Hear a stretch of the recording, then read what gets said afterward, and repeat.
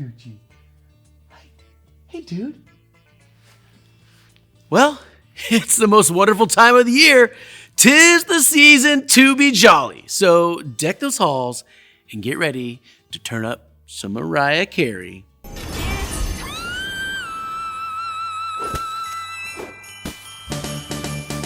Because it's Christmas. Hey, I'm Joe, and I'm so glad to be here to kick off this holiday season with you. And this year, we're celebrating the real backstory behind Christmas with a series called The Kid. Before we get going, I want to know, what's your favorite thing about this Christmas season? Tell somebody around you.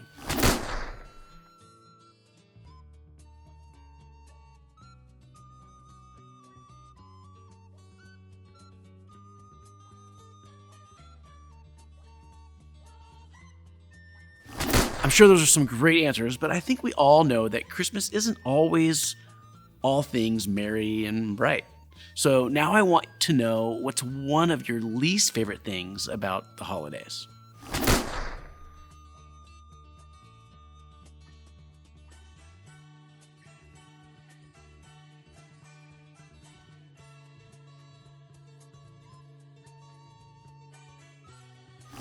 A legend is told in my family about the Christmas when our house caught on fire.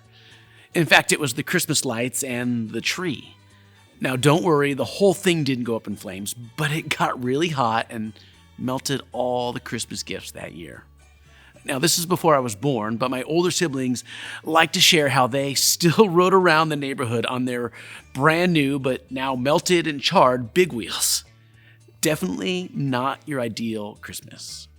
Maybe you don't have a story quite like mine, but I know we've all watched holiday movies that show that Christmas might not be all it's cracked up to be.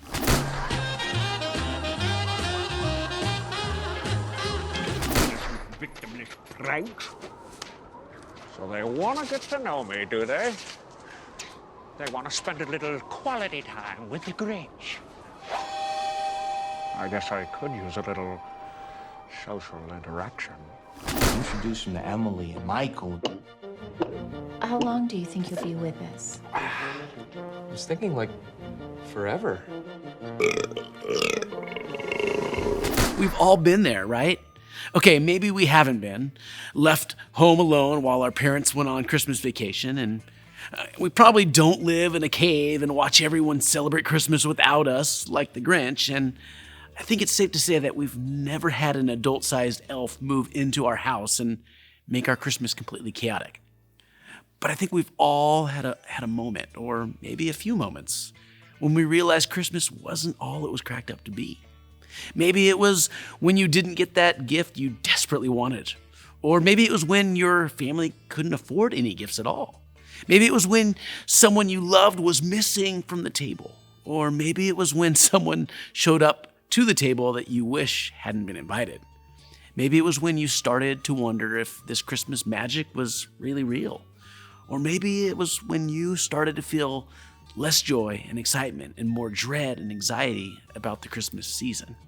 Whatever the cause, at some point you've likely had the thought, is Christmas really about all the joy and light and love that everyone says it's about? Or is the stress, the struggle, the sadness that sometimes surrounds the season here to stay? I've been there too, and that's why I think the best way to solve our Christmas dilemma is to go back to the beginning, to take a fresh look at that very first Christmas to understand what the season really means to us. To see that the hero of our story didn't drop from heaven like some superhero or magical figure. To discover that the real story of Christmas is about, well, a kid. Now, before we get to the kid, let's do a quick deep dive into the actual Christmas story that we read every year here at church. What do we actually know about that first Christmas? Of course, none of us were there, so we have to rely on ancient stories that we find in the pages of Scripture. Two people gave us specific details. Matthew, a a former tax collector who became one of Jesus' disciples, and another disciple named Luke, a doctor turned journalist and biographer on Jesus' life. Luke's account is the most detailed, so it's the one we'll start with today. And since even Luke wasn't around for Jesus' birth, he probably got his information from someone who was. And many believe he likely interviewed Jesus' mother, Mary, when doing the research. How cool is that? Let's take a look at his account. In those days, a decree went out from Caesar Augustus that all the world should be registered. This was the first registration and was taken while Quirinius was governor of Syria. All went to their own towns to be registered. Joseph also went from the town of Nazareth in Galilee to Judea to the city of David called Bethlehem, because he was descended from the house and family of David. He went to be registered with Mary, to whom he was engaged and who was expecting a child. While they were there, the time came for her to deliver her child. And she gave birth to her firstborn son and wrapped him in bands of cloth and laid him in a manger, because there was no place in the guest room. With Luke's words in mind, let's start with what the scriptures actually tell us about that first Christmas. Joseph and Mary were engaged. Mary was pregnant. They left Nazareth to go to Bethlehem for a census, which was a count of people in a specific region. And while there in Bethlehem, Mary delivered a baby. He was laid in a manger because the place that they were staying was also a place where animals stayed. So far, so good, right? This sort of adds up to the image that most of us have in mind when we think about the first Christmas. But it's a lot less dramatic than we might have imagined. This isn't Mary and Joseph running in at the last minute like the McAllister family running through the airport in Home Alone. They weren't riding in on a donkey like the cartoon drawing shows us. They weren't dealing with an evil innkeeper turning them away like a villain in a Marvel movie. That picture that's in our imagination of a desperate Joseph running and looking for a room to rent and right before the baby's being born could be a little bit more dramatic than reality. It's possible that Mary and Joseph had been in Bethlehem for several days or even weeks, and that they were staying in the front room of a relative's house where animals came in on cold nights. So maybe it's also likely that Jesus' birth was a lot more normal than we thought. Nothing is uniquely tragic or traumatic. Nothing is particularly exciting or magical.